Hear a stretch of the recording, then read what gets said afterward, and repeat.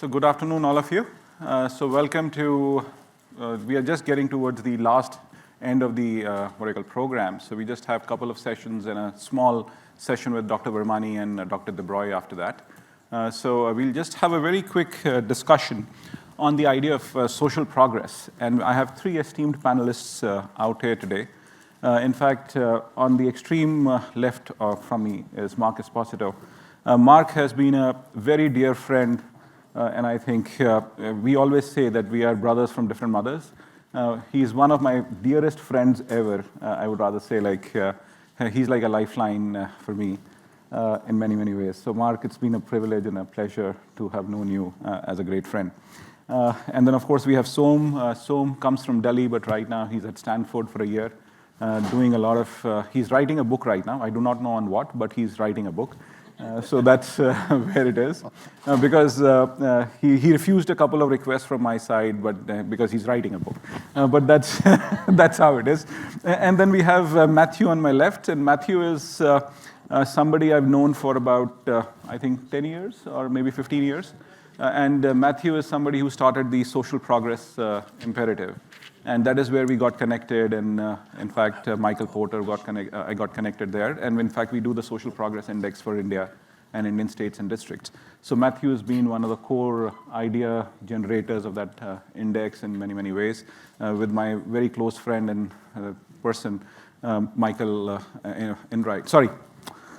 Shit, why do I forget the name? Green. Michael Green. So that's where it is. But thank you.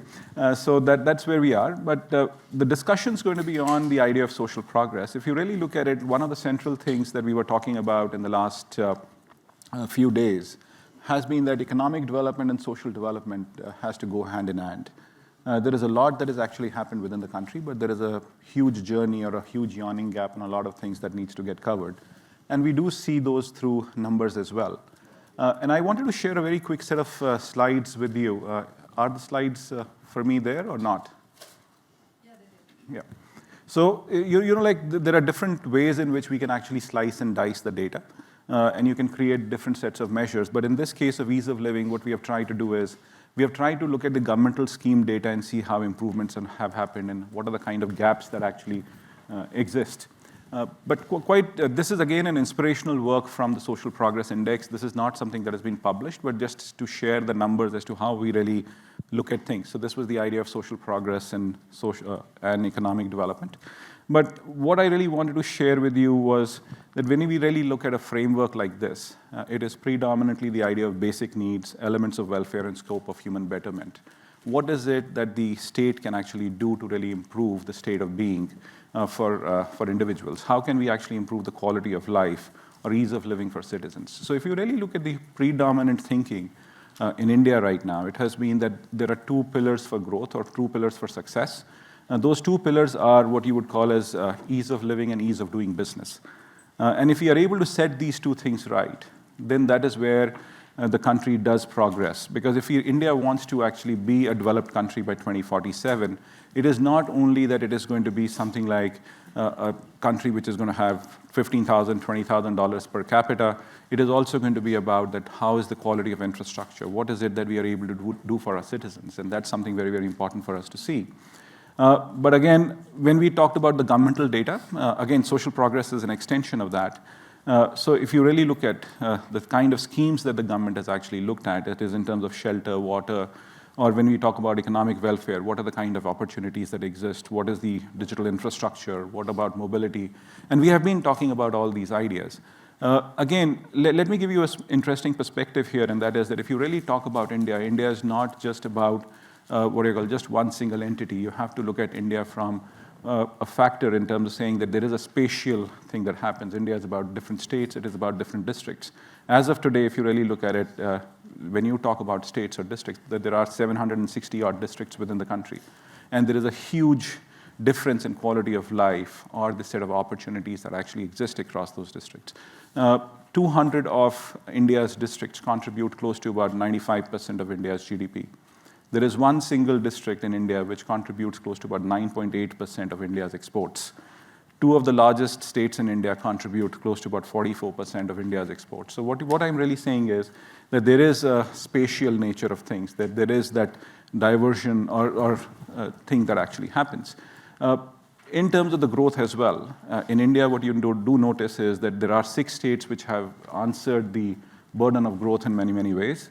So those 6 states could be Karnataka, Maharashtra, Gujarat, and so on and so forth. And there are the other states which have actually been lagging behind. And what are the reasons for it? Whether it is because of the social infrastructure not being there or whether economic opportunities not being there is something that we really need to understand and delve deeper into. So if you really look at it, this is how the overall picture looks like on ease of living. So what are the places which are actually having a great quality of life? So if you really look at Tamil Nadu and Kerala, they are green. Then you look at Haryana, Punjab, and you'll see that there is a good quality of life that actually exists. But then there are states which have a fairly, backward situation, and there seems to be a yawning gap that exists on the ease of living. But this is how the bottom 100 districts look like. When you talk about these bottom 100 districts, this is actually the data, if you really look at, are the aspirational districts as well. So when you talk about aspirational districts, it is about understanding as to how can we really uplift the backward districts over a period of time. We have called it as aspirational districts, and I think rightfully so. But there is a huge divide that actually exists within the country itself. But there has been a huge shift on the quality of life in India. And you notice that if you were really looking at this data in 2014 and 15, there seems to be that dark areas in terms of how quality of life used to be there. And you suddenly see that there is a huge shift towards a positive that is actually happening. And why is it happening? It is happening predominantly because of the schemes or because of the various sets of things that have got implemented within the country. This is again when you talk about water and sanitation. When Param was here yesterday, he has been somebody who's been heading the whole water sanitation program, and see the kind of improvement and shift that has actually happened. This is tremendous effort, and we are just talking about data which is governmental data from the NFHS. And this is something like, which is fairly authenticated data. Even if and NFHS is something which actually gives you a fairly deflated number. Like government might actually say that there is 100% sanitation. There is one person who could have actually said it, but there is also this, if I look at NFHS, which says it is close to about 90%, this improvement is tremendous that you're actually seeing. But overall districts, this is how ease of living looks like. What we are really seeing in India is that there are those green areas where quality of life is fairly good. But there is a problem, and the problem is on the Indo-Gigantic plain. So when you talk about the quality of life, there seems to be a lagging behind in places like UP, Bihar, and things. And those are the states which are actually going to drive a lot of things. And it becomes important from the perspective that these are the most populous regions in the country as well. This is where the young population is, and we need to really set this right. And government, if you really look at things that I've seen, at least in the last decade or so, working with the Niti Aayog or with the EACPM, we do notice that there is a huge shift that is happening towards the positive. But again, this is the kind of districts that actually look like if you really want to spatially understand what India is all about. But very quickly, not more than 2 more minutes, this is how India looks like on basic needs. India has really fulfilled the basic needs criteria. We are really doing exceedingly well on that. But elements of welfare, you would see some dark areas. We need to really set that right. But scope of human betterment, this is where India is something which we are going towards that change. In fact, everybody has been echoing this idea itself, that the basic things have really been set right. Like as to what Vivek was saying in the morning, infrastructure, it is being taken care of in an extensive way. If you really talk about digital infrastructure, it has just really been there. But now the question is going to be that how do we really create the right set of opportunities and move forward? This is kind of a scorecard that we create for districts, which is now actually getting used, especially for the social progress work, on how do we really look at how district magistrates should actually be accountable for what are the kind of things that are happening. So very quickly, it gives me an understanding or comparative understanding of how things are. So if you really look at it, what I'm really trying to say here is that if you want to understand India, understand it from a spatial perspective, see how the country is divided, or when I say how it has to be understood from districts. This is where we wanted to get into the conversation to understand more deeply about India. And this is where I wanted to request Som to come in and say as to how does he agree or disagree with this data. So Som, over to you. Yeah, uh, thank you very much, Amit, and that was a great presentation. Just to say very quickly about myself, I'm an economist. I'm here for the academic year at Stanford, writing a book, as Amit mentioned. And my book is actually about institutions for development and the environment. So I'll just say, so the structure is basically about at the local level, at the state and national level, and at the international level. And today I'm just going to focus on the global level, but I'll just very quickly say a couple of words about the local and the state and national levels. So there's a tremendous opportunity, I believe, for economic and environmental progress, both. I don't think these are much in conflict, as is the usual framing. I think that framing is misplaced, certainly at the local level. And I just want to say quickly that there's very little discussion of local governance, and it's so refreshing to hear about districts from Amit. There's very little discussion of local governance in India, and the reason for that is that in fact, political power in India is structured at the state level primarily, right? That's where the organization is. And then there's, of course, the national government. And so usually the discourse is all about the national government. And when people talk about federalism or decentralization, they're talking about going from national to state. But I think that's completely the wrong way to think about it. Indian states are bigger than most countries, right? And yet Indian local governments have very little effective power. They exist, they're elected, everything is there on paper, but in practice, you never know the names of any local politicians. You don't know who is heading Bombay, you don't know who's heading, Bangalore. It really doesn't. And the reason is very simple, that whoever is there may be some elected official. There are elected officials, but in fact, they don't have the real power. The real power actually comes through the state government, and there'll be some state government official, whether it's sanitation, whether it's garbage collection, whether it's roads, whether it's minor irrigation, whether it's groundwater, whether it's forests, whatever it is, it's always actually going back up some hierarchy to the state capital. And this is, I think, a huge opportunity.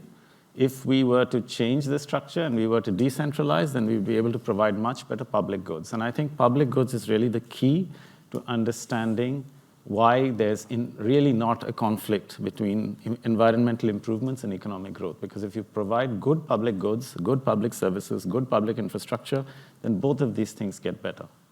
You also provide, inputs which allow, because of better infrastructure, growth, and at the same time, you also improve the environment.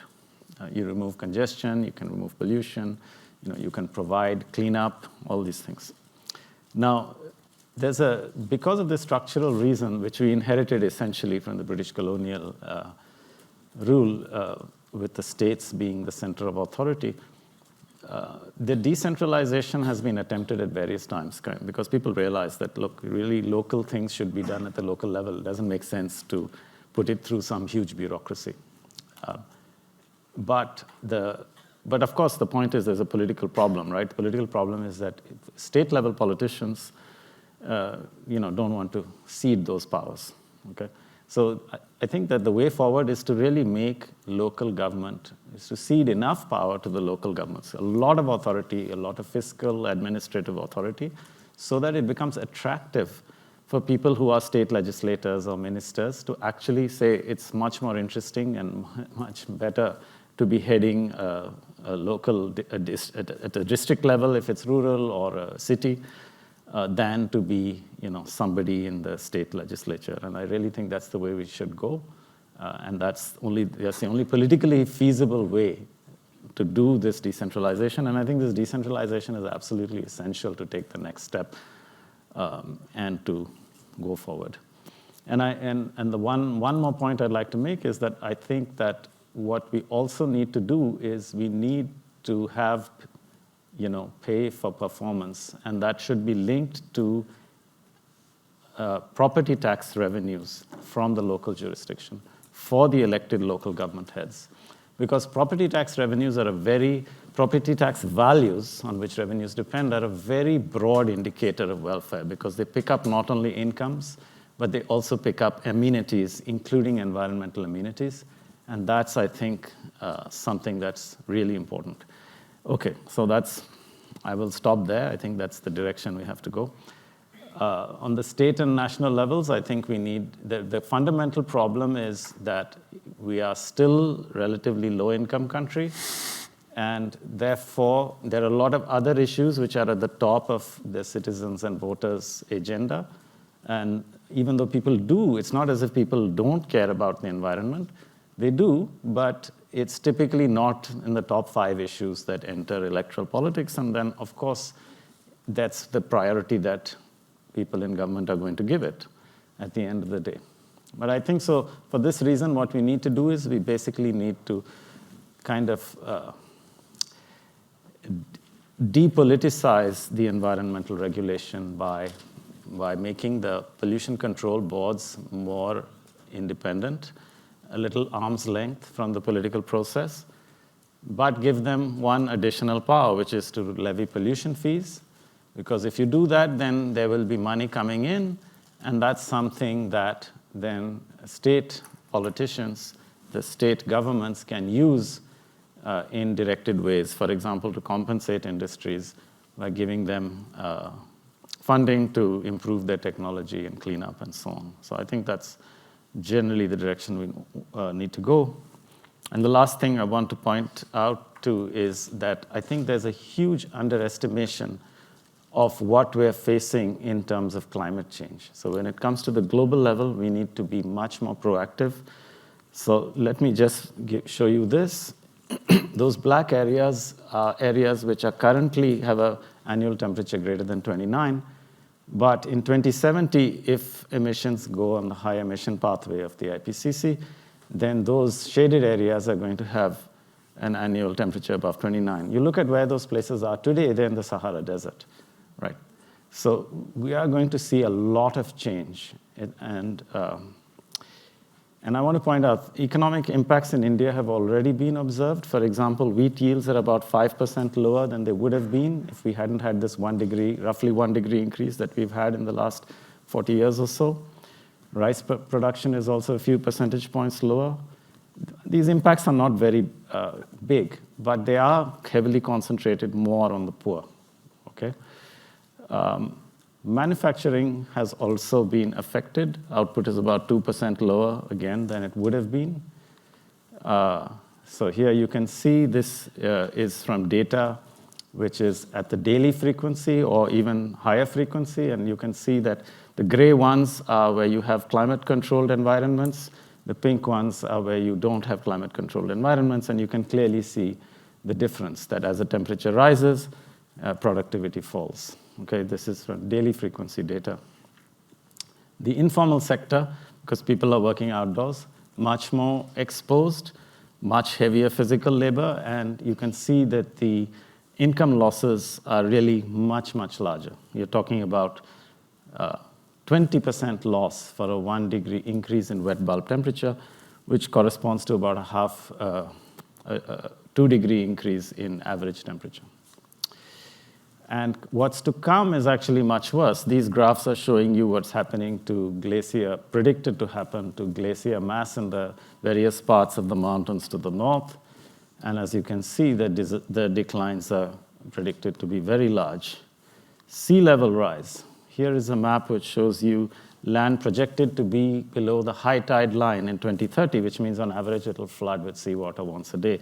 I don't know how accurate these predictions are. This is not my area of expertise, but this is a paper based on a paper published in Nature Communications 3 years ago.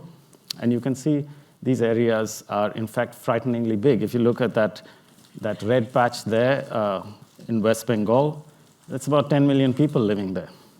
Okay? So we're talking about very large areas. If you look at areas which are expected to flood once a year, not once a day, but once a year in 2030, you're talking about 150 million people affected. I hope that these predictions are overly pessimistic, but do I want to bet on it? No. That's just the second map. I'm just zooming in to the area around Kolkata, and you can see that Kolkata is extremely vulnerable, right? This is for annual flooding in 2030. So what are the policy responses? See, adaptation possibilities are limited. They're very important. We need to focus on adaptation. But we have to realize that even the best we can do is going to not be sufficient for this kind of magnitude of effect that we're facing. So bottom line, warming will double or triple in this century, and damages will much more than double or triple, right? Because the additional degree is one more degree into climate that we've never seen. There is one possible protection left, which I think absolutely needs to take first place, and which has been totally under-discussed, under-researched. And that is to look at solar radiation management or solar radiation modification. There are two kinds of technologies. I'll only talk about the second one because that's the one about which we know more. It's called stratospheric aerosol injection. What is that? You throw a lot of gunk up into the upper atmosphere. You basically copy volcanic explosions, and these have been seen to lower the global climate for about a year or two, okay? Significant amount, as you can see, 0.5 degree centigrade from this particular volcanic eruption. So, of course, we wouldn't throw all the ash and the soot and all the other stuff. You just need sulfur dioxide gas. Yeah, 1 minute? Yeah. You just need sulfur dioxide gas. You would build a special fleet of aircraft, fly them every day up into the upper atmosphere near the equator, and this thing spreads around the world. So there's been a lot of climate modeling on this, much less than there should be. And there have been some papers written which show that essentially it would be very cheap to do from a global perspective, okay? Now, of course, you would expect that, this sounds too good to be true, right? There has to be something wrong. And of course, the point is there's a lot of uncertainty associated with it, and there are going to be some side effects. But side effects compared to what baseline? Not the baseline of today, right? The baseline that you should be thinking about is not what is the weather like or the climate like outside today.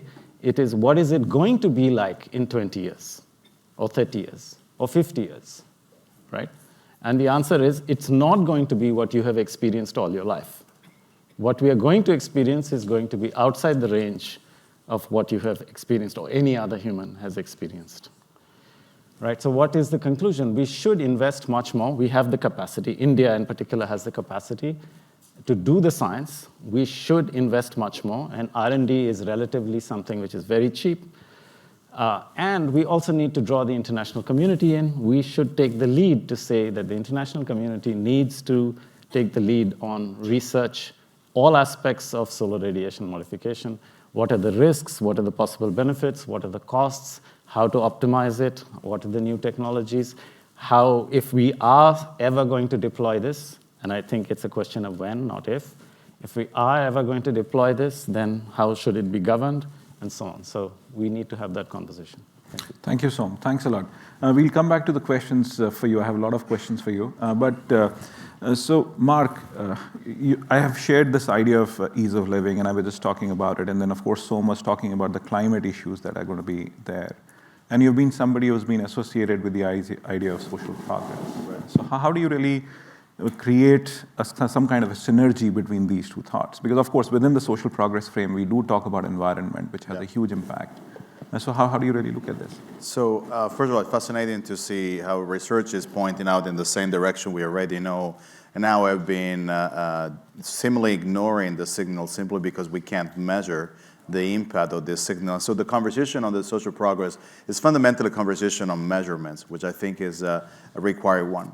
First, just as a historical background, when the social progress was introduced to me, we were actually in the same room, Amit, at Harvard Business School. Professor Michael Porter introduced the framework, and this was the beginning of a journey in which people like us coming from the competitiveness field were trying to see a juxtaposition between competitiveness and social progress. Fundamentally, if you're looking at some of the most competitive economies in the world and you try to map them against social progress, you will realize they are very, very correlated in most dimensions. We ran a project in 2015 at the World Economic Forum in correlating GCI, which is the Global Competitiveness Index, and SPI. And we discovered, of course, that they are largely correlated. There is no immediate causation. You need to investigate more. But the benefit of having data on social and environmental factors, you can start running what statisticians can help us with. You run, of course, with linear regressions. You start understanding whether there are analyses of variance. And later on, you can run structural equation modeling. So fundamentally, you can hypothesize the future differently from the perspective of the data that you collect.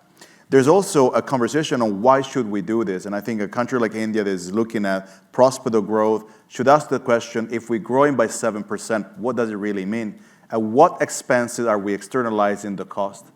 Sometimes we think of the number as a linear number, or it's looking at a straight line. But if you have a 7% growth rate, where are you externalizing the cost? Organizations in more free market system are designed to internalize the benefit, externalize the cost. Back in the days, the cost was internalized to the environment or to social rights. Now we are understanding more and more that engaging in an inclusive form of measurement is critical. So the social progress is an inclusive form of measurement because it does not discount GDP.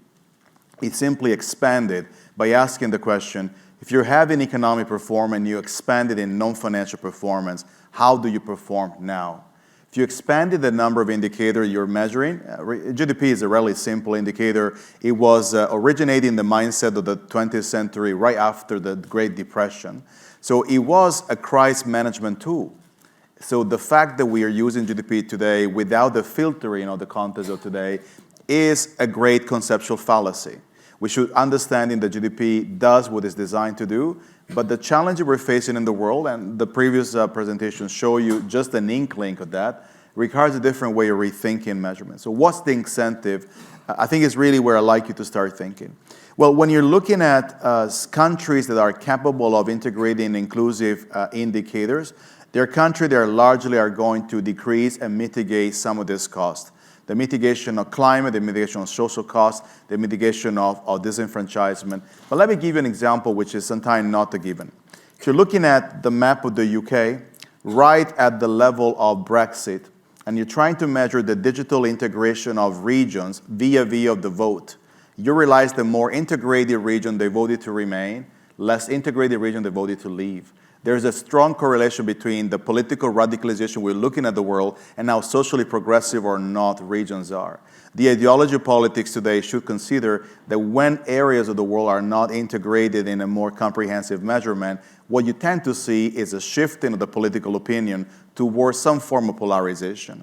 So somehow a lot of the issue we're paying the price these days, from the divisiveness in the political spectrum to the fact that the two-system party in the United States, they stifle innovation of ideas, to the fact that many people in the United Kingdom, they come from Oxbridge, mainly in the political system, they only coming from elite schools, underrepresenting the reality of most of the people in the country, to the form of radicalization you're looking in Latin America, to Europe, to East Asia. You're realizing the same narrative are demonstrating there are risks that we're actually paying. Those risks, they stem exactly from the same principle.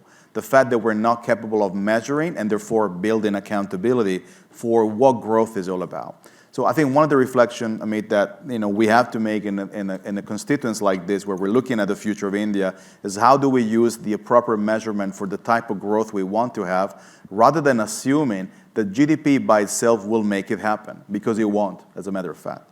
I think there's another element I'd like to bring to your attention, which is actually the good news. Social progress is largely inspiring measurement on social development goals or sustainability development goals, SDGs. One of the first things that I remember in 2016, 17, when the social progress thing was able to demonstrate that a lot of the SPI indicators, they were actually naturally confluent towards SDGs, this was good news. Because at the global level, we didn't really have a way to say what's the score for SDGs. But even better, as you know, ESG, so the environmental social governance indicator, are a subset of the SDGs. And this is where we start noticing an increasing level of investment going into ESG compliant organization. It shows that investors understand that if you're investing in company, they are externalizing the cost. This company, they become less lucrative over time. The company that tend to integrate better measurement of performance at the micro level, they're better company to acquire, as a matter of fact. So we start having a narrative about investment that tend to have more a relative progress over time, is measuring how much a company is capable of dealing with fundamentally the non-financial indication. And this is important because it creates the modularity of measurement.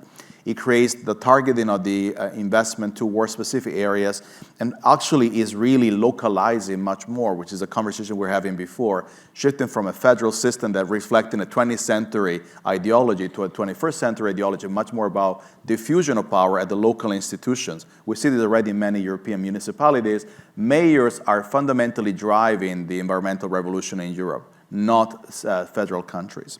Last thing I'd like to share with you is why the conversation on climate is so critical. Well, some of you might know Parag Khanna, who is an Indian-American scholar who works in the intersection of geostrategy. I know, mate, you know Parag, right? So Parag has understood since a long time that if you are able to understand this major migration that we're actually triggering through climate, we'll understand in our new form of social conformity.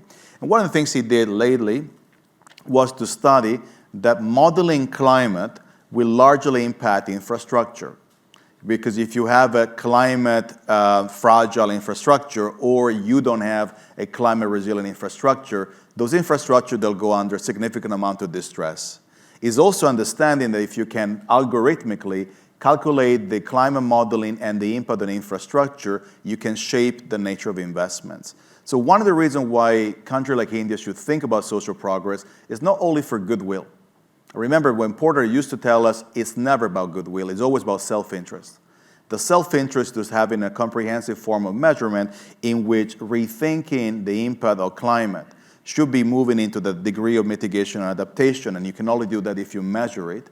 That will also fundamentally change the investments. Otherwise, there will be a day where the FDI we want to bring to the country might be impacted exactly from the same red zones that we saw before. Because there is a correlation between economic prosperity and the ability for people to live, a life in a territory. So I invite you to think about the social progress not only as a measure of environmental care, but much more about an extension of measurement we need in the 21st century, considering the amount of challenges we're facing and the fact that our inherited system of measurement are inadequate for the kind of challenge that we have. Oh, thank you, Mark. That is fascinating. Can I request you, Matthew, of course, you've been part of the story for the social progress, and I've given some snapshot of how ease of living is, but very differently looked at that data, but inspired by social progress, but more about the social progress index for Indian states and cities, which was recently launched along with the Economic Advisory Council to Prime Minister. Great, well, thank you, Amit. And just a quick aside, I saw the map of Kolkata, and I was there for the first time at the end of last year. And my former colleague at The Economist arrived in town and said, the founder of The Economist is buried here in Calcutta. So we went on a pilgrimage to find his grave. And so we walked around most of the area that turns out to avoid the flooding predictions in Calcutta. But it turns out, we got there, that he is also, I'm afraid, responsible for the Indian tax code, which he wrote. And so I'm glad to say that it was delightful to hear in your speech earlier that part of his legacy, at least, is being put to rest. Hopefully The Economist will continue to thrive for many years. But An economist will have more reason to criticize. Anyway, so it's great to be here and good to be with you, Amit. So the Social Progress Index came out of actually a World Economic Forum Global Agenda Council that I chaired on social innovation. And the group of people, experts we had together, we felt that it was a real problem, that there was we all accepted that GDP was not the best measure or not exclusively the best measure of how a country is doing. But there was no really reliable standard measure for getting beyond GDP, beyond maybe the Human Development Report, but that really was so highly correlated with GDP and only really looked at health and income distribution beyond GDP. It didn't really get into any nuanced way the kind of many dimensions of what makes a good society. And so we set out to try and create this index, and we consulted lots of economists. We were very influenced by Michael Porter, obviously, who chaired our advisory board. But the sort of Joe Stiglitz, Amartya Sen, a whole bunch of different influences behind what came out as the Social Progress Index. And as Mark says, one of the most important things about it is that it isn't an alternative to GDP. It's a way of understanding the relationship between GDP growth and broader social outcomes. And it explicitly doesn't include any financial measures of outcome. It's all tangible, non-financial measures. So if this works, does this work? Or the wrong one? Have you? Oh, that one. Maybe it's that one. Yeah. So we basically create an index with three main pillars, each of which has four components. Basic human needs, foundations of well-being, which sort of probably equates to the sort of rise from sort of the low-income country to the more middle-income country, and then, I guess, opportunity, which is a whole range of things from personal rights and freedoms to access to very advanced education and so forth. Each of those is measured by a number of, probably about 52 different data sets for the global index, which we now use to compare about 146 countries. And it's, I think starting to catch on as an index. We produce an annual ranking of countries around the world. And it shows that when you correlate the social progress index with GDP, that, as you would expect, increase in GDP does tend to be associated with an increase in social progress score. However, at any given level of GDP per capita, you actually get quite a wide variation around the world between the amounts of social progress that are achieved, which tells you that you do need to think not just about how do we grow the economy, but how do we ensure that this growth genuinely translates into a much better life for the people that you're trying to help, your citizens.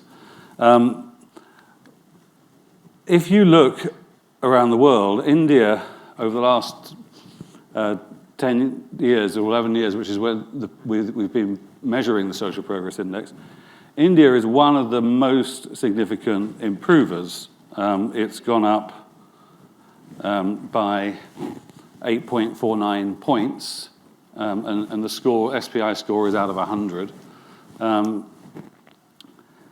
So it's pretty close with China. Ethiopia has slightly gone better, probably off a much lower base. It's ahead of Bangladesh, which has also been a big improver.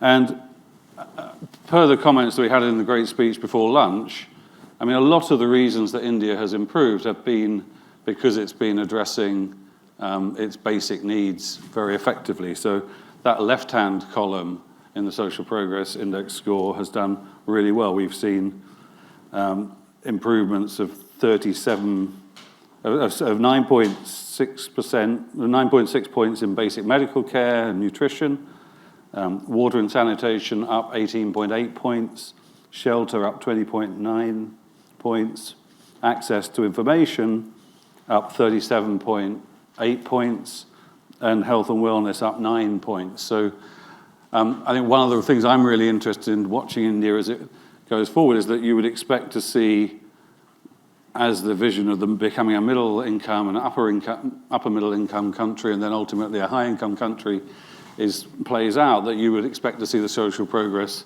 index continue to improve, but you'd expect to see more improvement in the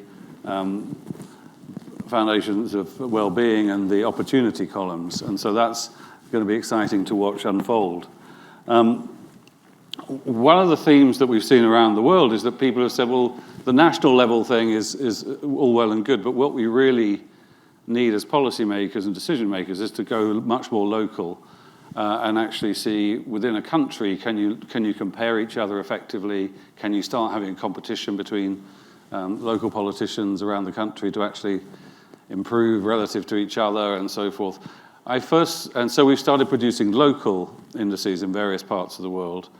The first one that I ever saw was in Colombia in Latin America, where they had a social progress index for the 12 biggest cities. And over a 10-year period, you could see a city like Medellin, which was renowned around the world as the sort of terrible, dysfunctional drugs capital, suddenly get its act together and rose up. And that sort of, I think, helped drive the narrative of change in Colombia and created a competition between cities.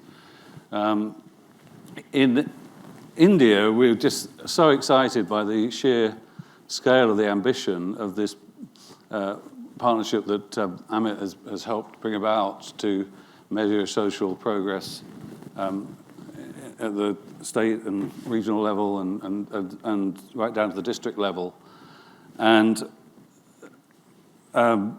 here you will see that to do that, for the state level framework, there's been some small adaptations to what we're actually measuring, because going within a country means that you have actually better data generally around any of these things than you're going to get in terms of agreed global standards. And so we've got more indices, more sources of data that we're plugging into the 4 components. And I think this is one of the most comprehensive measurements of outcomes, social progress outcomes, that there is anywhere in the world. And as you can see, within India, there is quite a significant variation of social progress index tiers. We group them into these 6 different tiers. So you'll get places like Pondicherry and Tamil Nadu doing very well in the top tier, and Bihar and so forth down there in tier 6. Then if we go to look at income per head and regress that against the social progress index score, again, that story that I talked about around the world in terms of how you get quite a wide variation around any given level of per capita GDP. You're seeing the same story play out in India, so that would suggest that, potentially some of those places that have similar levels of income per capita but underperform on SPI could learn quite a lot from the places which similar levels of income have quite high levels of SPI. And so that kind of conversation is something we can now base on a sort of very empirical understanding of the different places and what's working and what isn't in terms of delivering for the people. So here, you see actually Puducherry doing very well on outperforming on its level of income, whereas Delhi underperforms significantly, even though it's got the highest income per capita, except for Goa, which slightly outperforms. So we also, Amit has also adapted this to the very local district level. Again, something that we're also seeing happening in Britain, which we're very excited about. We're about to roll out a local level SPI. But here, and we've been very informed by Amit's work here in what's being designed there. You can see that within a state, you're getting very wide variations of social progress index scores, and presumably when income per capita is also looked at there, that will get that kind of curve and the potential to learn from that. So, what, in conclusion, I'd like to highlight is that the Social Progress Index captures the multidimensional concepts of what it is to be a good society and what it is to make progress socially. It uses publicly available data sources that are not financial, they're real. And I think it can help policymakers enormously benchmark themselves. It can create a learning culture within the community of people who are thinking about policy that improves social progress. And it can help leaders identify where they're weak. Often, it may be easier to catch up with the average than it is to be a leader. And so there's probably a lot of quick wins for politicians out there if they start using this dashboard, because you can see where you really underperform as an area. And it's a mean to track progress over time. And I also believe, and Michael Porter very much believes, that actually over time, the Social Progress Index will emerge. We'll get academic research that will show that those countries that do well on Social Progress Index relative to GDP are probably more politically stable. And because we looked at the Arab Spring and found that those countries that saw GDP surge but didn't really have an accompanying drive upwards in social progress were more vulnerable to political instability. And we haven't yet done all the work on that we need to prove that model, but we very strongly, and very strongly expects that to be borne out by the data as we get more of this stuff. So taking SPI seriously is a very good thing for politicians to do. We also, per the environmental point, we're actually using SPI, and we're just piloting it at the moment, to be part of what we're calling a just transition index, where you take regress the SPI against the carbon intensity of the economy, and you can sort of see the relationship between how much carbon you're producing to get a given amount of social progress in society. And the early work we've done on that suggests that actually some of the leaders in delivering social progress increases are also some of the leaders in becoming greener. And so we think this may be a very important index of that, of how we actually are facing up to the climate challenges that we face, and that, again, India will be well placed because it's doing this SPI work to understand that, and to, the green agenda that was articulated so passionately before lunch, this will be hopefully a useful tool in driving that forward as well. Thank you. Thanks. And I'll have very quick questions for three of you, but just 1 minute answers before we open it up to the others. We have to finish in exactly 10 minutes. So, Matthew, so you may make a very important point, and that is that wherever you see high levels of social progress and improvement, there is political stability. And I think we have looked at that data, at least within the Indian context, and I do see that there is huge levels of social progress happening within the country. Of course, there are some sections which might not have done well, and that is probably there is huge political stability as well, at least given this point in time, with the continuation of government and things. So how do you really see that, how this can be challenged by, say, what are the challenges in this thinking? Are there any negatives in this thinking, whether this can be misused as a product or an idea, or what?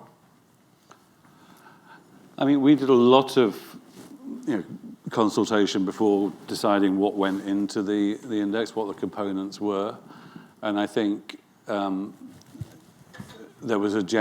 been a lot of consensus, and in fact, there's another index called the Prosperity Index that the Gartham Institute produces that has a fair amount of common ground with this. I think if you actually look at some of Kate Raworth's work on donut economics and working within planetary boundaries and so forth, there's again a fair amount of agreement. I think the biggest areas which obviously reflect the geopolitical mood of the time, where there are disagreements, are around the role of personal freedom, freedom of the press, some of the things that I think Western liberals would say, would naturally unfold in a country and develop in a country as it gets richer. But obviously there's more of a debate about that than there was 20 years ago. So, but again, the index doesn't stop you measuring that. It may just alter your interpretation of the data to some extent, what you believe about that. Very interesting. And Mark, you make a very important set of points in terms of measurement and how it needs to be done. Like, what do you think should be the way forward for a country like India on this? Like, how can we go deeper into understanding this? How can business propositions be possibly made around it? So I find that the local level is always much more prone on having a variety of tools to measure, because in the life of a mayor or municipal politicians, understanding the water, the economic implication, the environmental one, congestions, they are everyday's life. It defines greatly the life of a local politician. So how do we empower the conversation and narrative to become much more representative also at the federal level, to the point in which we can understand that accountability can only be determined bottom up. It cannot easily be top down. And the other things, I guess, from some of the conversation we were having before, is to match FDI fundamentally to the improvement of the SPI. So I think more and more we'll see investors and also institutional investors trying to use funding as a way of creating future capacity rather than necessarily status quo. And if you're thinking about the measurement that the SPI does, it provides you with a natural progression of a trajectory of improvement over time. See, when I talk about GDP, all I can do is to tell you that likely I will have an increase of 2%, or maybe I will have a decrease of 2%. And I have a range which is incremental or decremental depending on the prospect. But that decremental is sort of like a short-term game. It cannot really last forever. If I have in a conversation about my SPI will grow by X amount of points, I'm indicating quality of life. I'm indicating the access that people will have to schooling. I'm indicating the opportunity for people to have their political voice represented. I'm indicating that the group of people that were politically underrepresented likely might be over or better represented.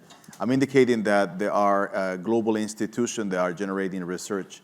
I'm creating a fertile environment for research and development to happen. So suddenly growth becomes more than one definition. I think this is the nature of a conversation that we should have in a country like India that is only going to grow. The question is how. Okay, very interesting. And so I have to get back to you on the climate thing that you're saying. Of course, there are huge dangers as we look at it. It would have huge implications on economic growth, which I fundamentally agree with you. But I think just as a pushback, if you really look at it, we talk about the role of the state. We talk about the role of, say, the various local governments, but we have not really placed anything on the individual. How would you really look at an argument in terms of saying that individuals will also have to contribute towards mitigating the climate crisis? It is not only going to be the government. Would you agree with that, disagree with that? And I'm asking that question because there is a very recent idea about the thing called lifestyle for environment, that the government of India has been talking about. So how do you really look at that? Yeah, basically I completely disagree. If you place the burden on the individual, we're doomed. So we have to act collectively. We cannot, this is not an individual problem. We have to get our act together, and we have to get our act together in an unprecedented way, in the sense that we have to get our act together. The whole human race has to do it. We have to get our act together on a planetary scale. And so it has to be collective. It can't be that, we leave it to everybody to solve this problem individually. We have to do it collectively. Very interesting. Yeah. Great. We'll just open up for questions. Emar. I have one question for Matthew and one for Som. With Matthew, there's been a lot of discussions in the past from people like Sarkozy and others who tried to do gross national happiness as the index that Bhutan had. So what are your thoughts on that? And does SPI correspond to that type of thinking? Yeah, I think it's in the same spirit of it. I think we generally would assume that as societies progress, there is greater happiness, and if that doesn't correlate over the long term, then something's wrong. It may just be we're in a massive mental health crisis at that point, and moving from basic sufficiency to having time on our hands to think about other things would be what's going on. But generally, it seems to fit in the spirit. As I say, with my dream with this is that any politician that ever talks about their GDP should also have to talk about their SPI or something very similar to it, or their gross domestic happiness. But I think the measurement of happiness is a much more culturally specific thing, and it's much harder to do. And actually, how even Bhutan has done it has changed dramatically in the last few years. So I think I'm more comfortable that what we have in SPI is, can work across many, many countries consistently, and it is more meaningful to compare that level. But for example, Britain, where I'm from, might have people just tend to be a bit grumbly and never very happy, and so it's never going to score all that well on a gross domestic happiness measure. Whereas there's other places, Italy, for example, where everyone's happy, even though they're living in poverty in parts of the country. It's a funny. Sorry, I'm being unfair on my Italian friends now, but you get what I mean. Yeah. Sorry, quick question for Som on the SRM. What would the cost of that flying up in the equator and letting go of all the sulfates? Is there a cost associated on the material cost of doing something like that? You mean side effects, or do you mean? No, just to do that Oh, effort. it's well, on a global scale, it's very, very cheap. You just build a flight. You have to build a fleet of dedicated aircraft, and as I said, it is 2 10,000s. I mean, this paper that did a calculation, right, written by a former, somebody who was a high executive in Boeing, what it would cost to build this fleet, operate it, all that stuff. It's a tiny 2 10,000ths of a percentage point of world GDP, so it's really tiny. That's still a big number if you ask an individual to do it. So it can't be done by individuals. It has to be done by, basically large states acting together. Yeah, can I just add one thing? I didn't mean to say that lifestyle changes aren't important, but I think it's important to realize that we have to make those changes collectively. Oh, yes. Yeah. Yes, there's a question at the back, please. So, hi, I'm Sankalp. I'm a graduate student here at Stanford. So several of you spoke about climate indices and sort of the need to come up with a comprehensive measure. There may be a natural tension there between having an index be specific enough and tailored so that it captures the nuances of a local market, but also broad and generalizable enough that you get widespread adoption and you don't have hundreds of indices all measuring the same thing. So the question to whoever wants to answer is, in the context of India, how do you strike that balance to come up with an index that is responsive to the local context and also generalizable? So, Mark, why don't you go ahead? So I can give a first crack at this. So the social progress is using principal component analysis, which is a statistical technique that allows you to have some flexibility in adding or dropping elements, as far as you're keeping comparability among elements. And I think there is a cultural infusion here. You can say, what does tolerance and inclusion means in the Indian context? It might be very different than what it means in Saudi Arabia, but it doesn't stop us from thinking whether or not we're having longitudinal progress moving forward. So the point is not to standardize to a sort of like global standard, although I should remind all of you that the GDP is a value system of the US. It's not a universal value. It became universal because we think that G plus C plus I, X minus M is equal for everybody. It's not, right? But I think fundamentally it shows you the value system are not something you can easily bypass. But I think the value of creating local relevant indicator that had comparability at the global level, that's the tension to really build. So that I can say, have I improved locally my access to education? That has a meaning maybe locally differently than if you are in a different part of the world, but it's a comparable meaning that you can actually have. And the second thing is thinking about the tier of evaluation by country with similar wealth. One of the things the social progress did very well is to say, don't compare, for example, Sierra Leone with Norway. Compare them with some sort of like comparable wealth. So you can see how resources are distributed differently, and that's where the tension is coming from. And just to add, there's obviously, you want a competition where the best emerges. I think this particular area, there's a lot of private organizations funding their own indices as a way of kind of getting noticed, but very often those don't last very long. They do once or twice, get the headlines, and then die away. I think what we found as Social Progress Index is it's a very small organization that really has grown through partnership with people on the ground who really want to use the numbers to make better policy decisions. And so there's a lot of ownership. If once you actually get local people engaged in customizing the index in a way that is coherent with how the global index also works, they find it useful. I'm just thinking of London Borough of Dagenham. They've required all their contractors when they have services to have an SPI evaluation in their contract. How will this improve the social progress score in that area? And they reckon they've saved millions of pounds a year from doing that. So all those things make it useful, and then it has traction, I think. Great. Thank you. I think on this note, we will have to bring this conversation to a close because we are running out of time. But thanks a lot to everybody to really be with us. But quite a lot of learning. We have to create indices which are probably localized. We need to actually understand the local conditions better because each one of us could have a very different reality. But at the end of the day, there are some global crises that we are facing, especially what Som was telling was very telling, that we need to really set things right. We really need to work towards it. Let's see how things transpire over a period of time. But as we said in the beginning, India is a fairly diverse country, and we need to really dig deeper, and we are able to build this understanding through that. So thank you, Som. Thank you, Mark. Thank you, Matthew, for joining us.